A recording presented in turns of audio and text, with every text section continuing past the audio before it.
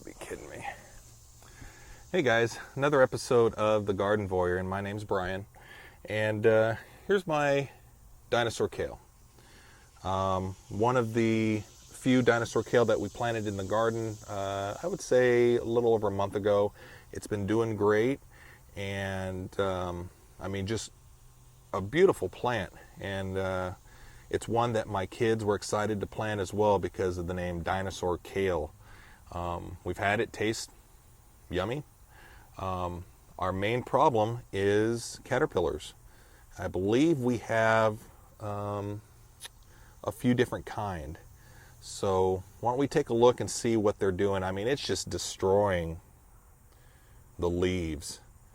So I come out here every morning and I pick off at least half a dozen. It just seems each week that I do come out, though, the caterpillars are getting smaller and smaller, so I think I'm catching them in a younger stage as we go. There were a few towards the beginning to where, I'd come out here and there would be the caterpillar poop, big clumps of them on the leaves, and I would just flip the leaf over, and you would find him or her. And those are the easy ones to spot, but the small ones are kind of hard, especially the ones that are light green, and they kind of blend in with the stem. But let's take a closer look. So you guys can kind of see here, just the amount of damage that's done. And the problem also is, as fast as the plant can reproduce the leaves there in the middle of the crown, those are getting eaten up as well. So let's see, we're going to go ahead and go on a hunt and see if we can find any of these guys that are destroying our kale plant.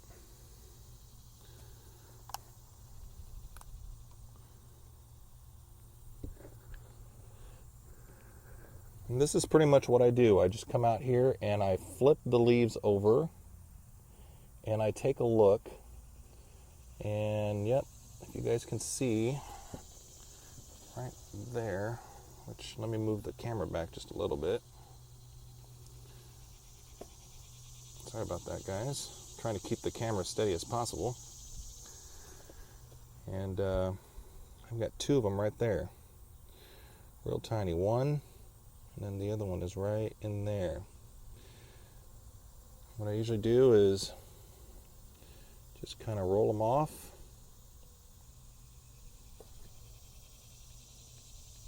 You guys can see that on my finger there. And I know a lot of gardeners that I watch, they like to come in and squish them. I haven't quite squashed them yet. Is that the past tense? But I like to flick them out into the grass. So let's get that other one off. The problem with doing this sometimes is you damage the leaves, which isn't a good thing either. So this is what I do. I kind of come in the back here and there's like some spider webs or something back in this one. So that's curious. I haven't seen that before. But, just ripped off a part of the leaf.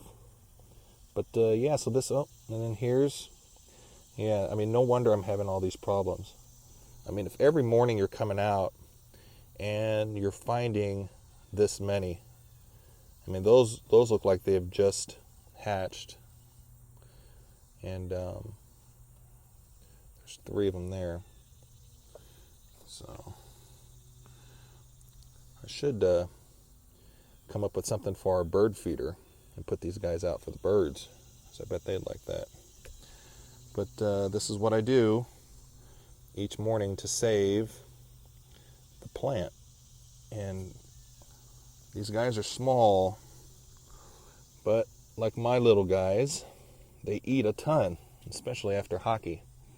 So I'm going to go through, and over here got another one right there. And it's one of those things to where if you're not out here every morning, and if that's the process and the procedure that you're going to do, here's another one. You've got to be out here every morning to get these guys off, or else you're going to lose the battle pretty quick.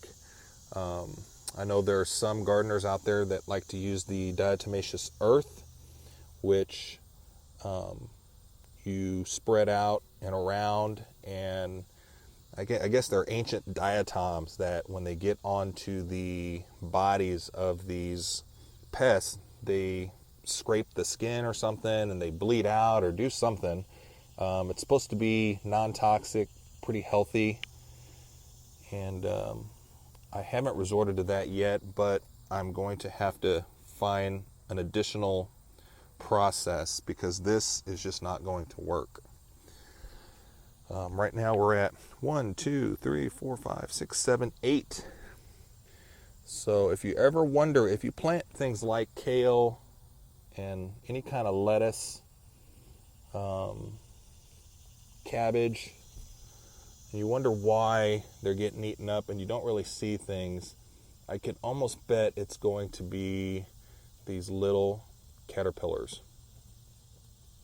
And I believe most of them come from that white moth you see kind of flying around during the day, and you're like, oh hey, that's a cute little butterfly. But I think it's an actual moth. They come and they lay their eggs, and I should look up to see what the gestation period is on those, to see how quick they hatch. I've tried a few other things on this problem. I've used a row cover, and I did that at, I don't know, it was probably a couple months ago, and that seemed to work after a few weeks because the moths weren't able to come in, and so we just went through the life cycle of all the eggs that were left, cleaned them up. But the problem was it started to get so hot that it was a balancing act between fighting the caterpillars versus the heat, and the heat was really wilting all of the plants. So that's something that I'll have to do a little research on maybe in the off season and plan for next year.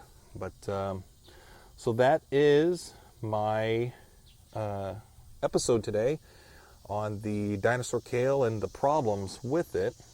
And if you guys can think of any other way to fight the caterpillars aside from just picking them off, physically seeing them, let me know. I do have a bug spray. Actually, it's a nozzle. What's it called? Bug zapper or something. You hook it to the end of your wand, your spray wand, and it does a pretty good job over my tomatoes. The problem is when I use it for plants like these, it tends to knock over the plants. So maybe I'll do an episode of spraying with that, and that way you guys can kind of take a look. But so we'll catch you guys on the next episode, okay? Thanks.